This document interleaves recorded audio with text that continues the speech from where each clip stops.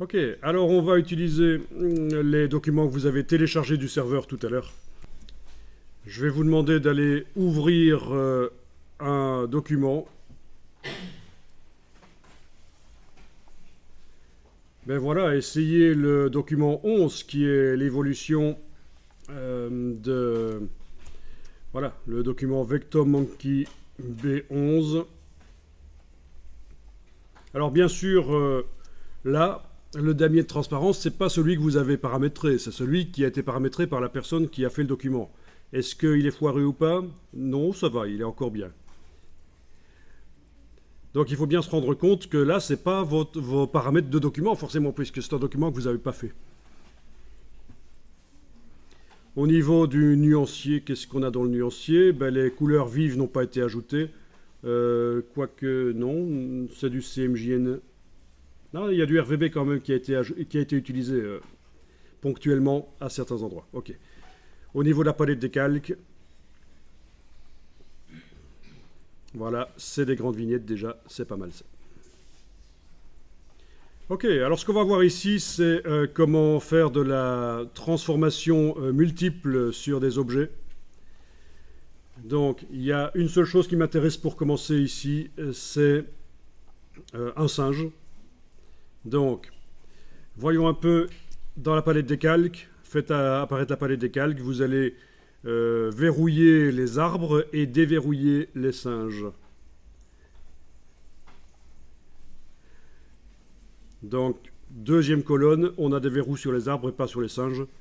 Ensuite, vous ouvrez.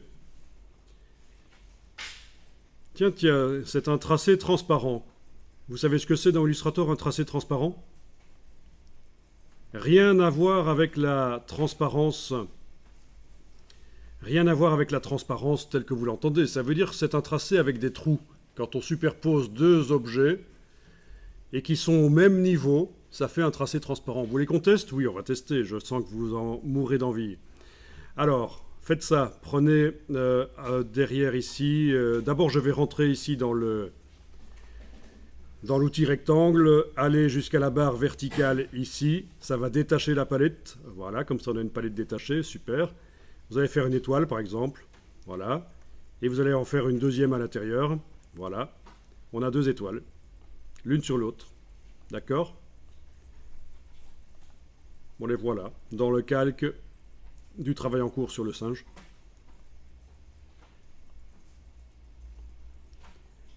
Deux étoiles, deux objets à deux niveaux séparés dans Illustrator. En général, dans Illustrator, c'est comme ça que ça fonctionne. Les objets s'empilent. Sauf qu'on a la possibilité de demander que les objets soient au même niveau.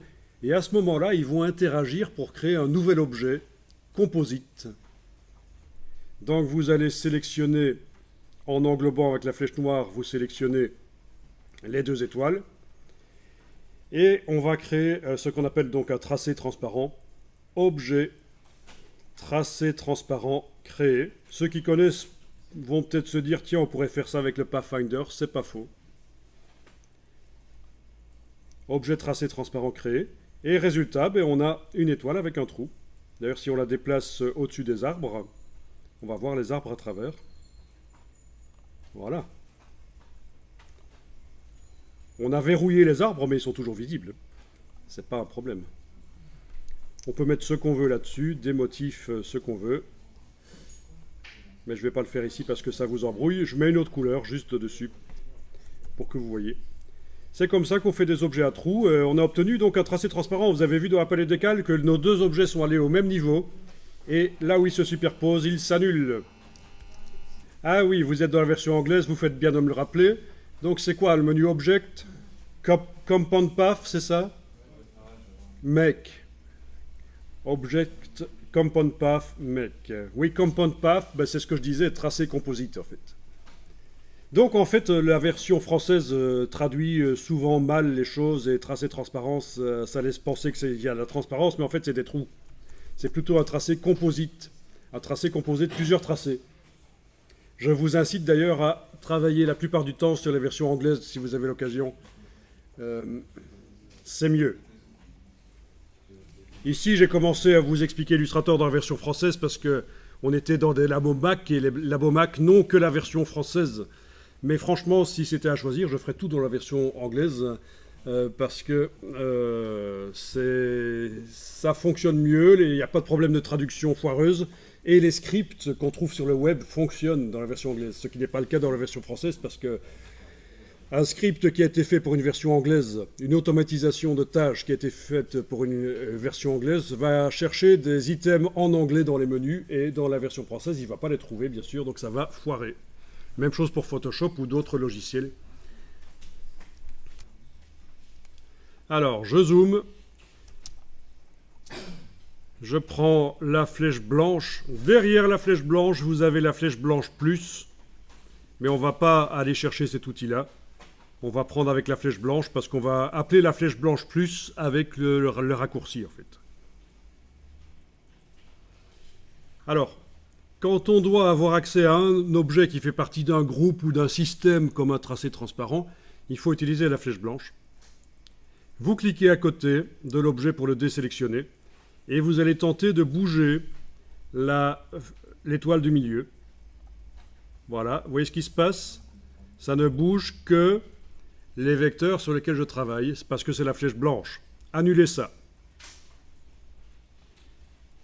Il va falloir d'abord sélectionner tous les points, parce que pour l'instant ils sont creux, les points. Ça veut dire que ce n'est pas sélectionné. Donc avec la touche Alt, vous allez cliquer sur le bord de l'étoile, et tous les points sont maintenant pleins, elle est complètement sélectionnée. Et vous allez bouger l'étoile, mais sans enfoncer la touche Alt, sinon ça ferait une copie. La touche Alt, c'était juste quand j'ai cliqué sur le bord, c'était pour appeler temporairement la flèche blanche plus, qui a pour but de sélectionner entièrement un objet qui fait partie d'un groupe ou d'un système.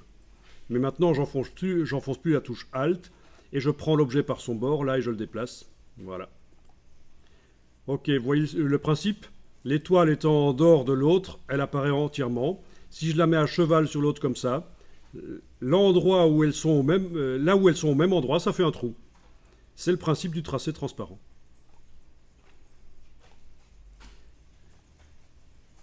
Ben voilà, le tracé transparent, très utile évidemment. Et alors, mes singes sont des tracés transparents. Pourquoi? Je vais un peu regarder à quoi ressemble le singe. D'abord, je vais prendre ici l'étoile avec la flèche noire. Déplacer le tout. Sur le côté, là. Voilà. Plus besoin de ça. Bon, ben, il n'y a pas de trou dans les singes. Est-ce que quelqu'un sait pourquoi ils s'appellent tracés transparents? C'est Illustrator qui les a appelés tracés transparents. Je le sais parce que quand les noms sont indiqués entre un signe inférieur et supérieur, ça veut dire que c'est Illustrator qui a donné tout seul le nom, c'est pas vous qui lui avez donné le nom. Et là, je vais aller dans le dossier. Le singe vient en fait du web. C'est une vectorisation. Vous avez dans le dossier de tout à l'heure, vous n'êtes pas obligé d'y aller, je peux vous montrer juste ici. Vous avez deux images constituées de pixels. Deux formats pixels différents, mais peu importe. Et vous avez monkey.jpg. C'est un fichier pixel. Je viens de l'ouvrir dans le logiciel d'aperçu des images du Mac. Et vous voyez que c'est du pixel, vous voyez que c'est pourri comme qualité. Et en fait, ça a été vectorisé dans Illustrator automatiquement, avec le moteur de vectorisation de Illustrator. Il y avait plusieurs trous en fait. Vous voyez? Un trou ici, un trou là, un trou là, un trou là. C'est pour ça que ça nous a fait un tracé transparent. Au départ, c'était utile, mais entre-temps, on a été modifier les vecteurs du singe pour supprimer la branche.